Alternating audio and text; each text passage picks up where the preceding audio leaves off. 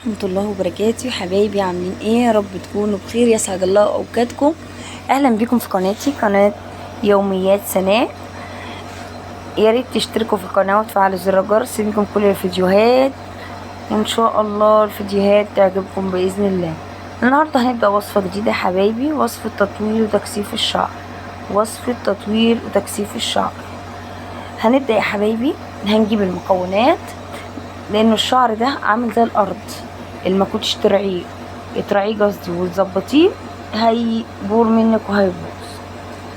هنجيب حبايبي، هنجيب زيت الجرنفل وندهنه في الشعر ونعمل مساج، يعني نحط في الشعر في الفراغات، اهم حاجة على فروة الراس، ويكون تدليك. تحطوا تفتحوا الشعر كده بين بعضيه وتحطي على الفروة وتدلكي، تعملي تدليك لشعرك لمدة 30 دقيقة.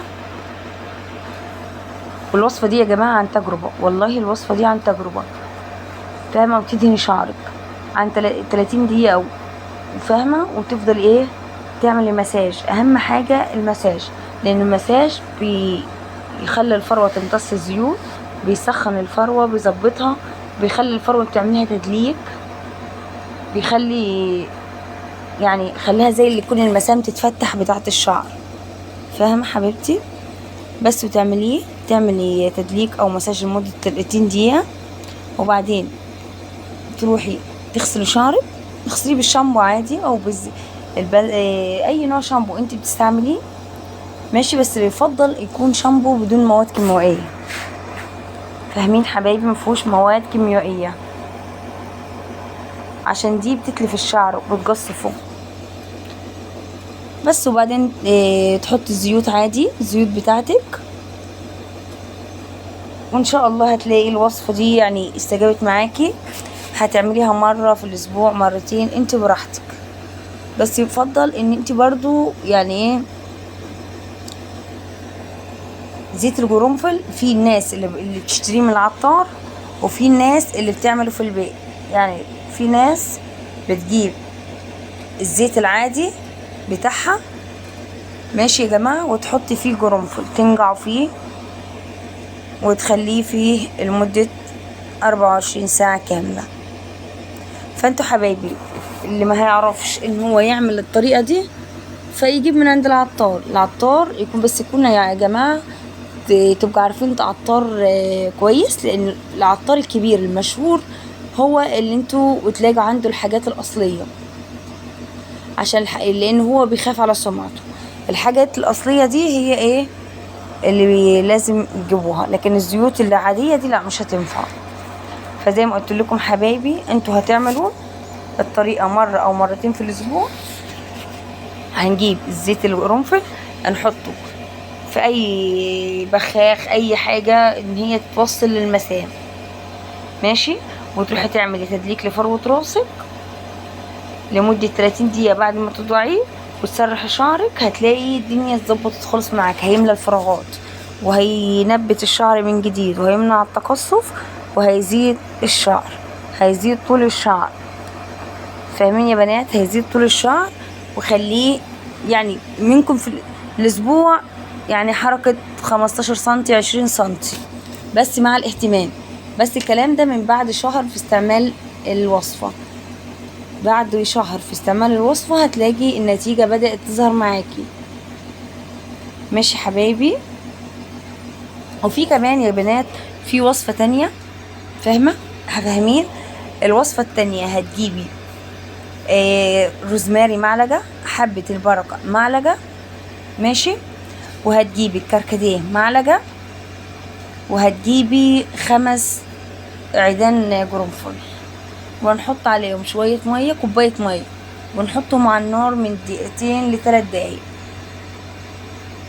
يبقى هنجيب حبة البركة معلقة، هنجيب كركديه معلقة، القرنفل 5 عيدان او 6، ماشي؟ والروزماري معلقة، وهنغليهم على النار لمدة دقيقة او 2، وبعدين نصفيهم ونبدأ ندهن بيهم فروة الراس. حطيهم في ازازة او في علبة او برطمان في التلاجة عندك، وهتلاقي ان شاء الله الوصفة دي استجابت جدا معاك. وفي بعض الناس يعني انا شفت يعني بعض الاراء، يعني في ناس بتحط عليها توم وبصل، بتحطي فيها بصلايه وبتحطي فيها كام فص توم معاها مع الروزماري وحبه البركه، ماشي يا جماعه. وفي ناس ما بتحطش، فاللي يفضل برضو، لانه البصل الاحمر يا جماعه مش الاصفر، البصل الاحمر فيه ماده بتغذي الشعر، بتغذي بصيله الشعر، فمفيد جدا جدا للشعر. فانتوا لو استمرتوا على الوصفه دي خلال 20 يوم هتلاقوا النتيجه تبهرك، هتخليكي مبسوطه جدا بجد. لانه دي انا جربتها، حتى جربتها لبنتي، بنتي شعرها مش بيطوى، وقف كده يعني نمو وقف. وجبت لها وكشفت لها عند كذا دكتور يا جماعه، وجبت لها كذا حاجه بس ما فيش استجابه. جبت لها الوصفه دي وعملتها لها، بس انا حطيت فيها البصل، وبصراحه والله يعني حاجه ما شاء الله، ما شاء الله بجد بجد بجد، ما شاء الله على النتيجه زي ما بقولك تبهر، هتخليكي يعني كده فرحانه جدا.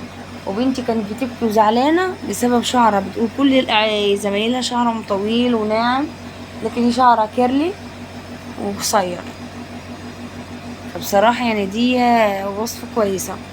فانتوا حاولوا تجربوا الوصفتين اللي عنده امكانيات يجرب الوصفه الاولى بتاعت زيت القرنفل، ماشي. اللي مش عنده يعمل التانية، اللي مش عنده برضو امكانيات للتانية يعمل الاولى. فاهمين يا جماعه؟ شوفوا برضو اللي محتاج اي وصفه، اللي عايز اي وصفه لاي شيء يكتب لي يقول لي يا سناء اعملي لنا وصفه لكذا، وانا هجيب لكم كل حاجه باذن الله. باذن الله الفيديوهات تعجبكم، بس فضلا وليس امرا، والله والله فضلا وليس امرا تشتركوا في القناه وتفعلوا زر الجرس عشان الفيديوهات توصلكم واكبر عدد يشوف ان شاء الله، والطريقه تعجبكم باذن الله. لان انتوا والله والله حبايبي واخواتي، عارفين يعني ايه حبايبي واخواتي. وانا قلت لكم ان احنا هنعمل مع بعض فيديوهات كتيره في كذا واحد، وان شاء الله يا حبايبي باذن الله هنعمل كذا حاجه مع بعض، وهعلمكم حاجات كتيره. هعلمك ازاي تدخري فلوس في بيتك، هعلمك ازاي تعملي جمعيه مع نفسك، هحاول اعلمك ازاي الستات اللي معهاش مصروف في ايديها تعمل ازاي مصروف في ايديها. هعلمك حاجات كتيره باذن المولى، بس فضلا وليس امرا زي ما اقول لكم يا حبايبي اشتركوا في القناه وفعلوا زر الجرس يوصلكم كل الفيديوهات باذن المولى تعالى. وان شاء الله ان شاء الله محتوى يعني يعجبكم. والسلام عليكم ورحمه الله وبركاته.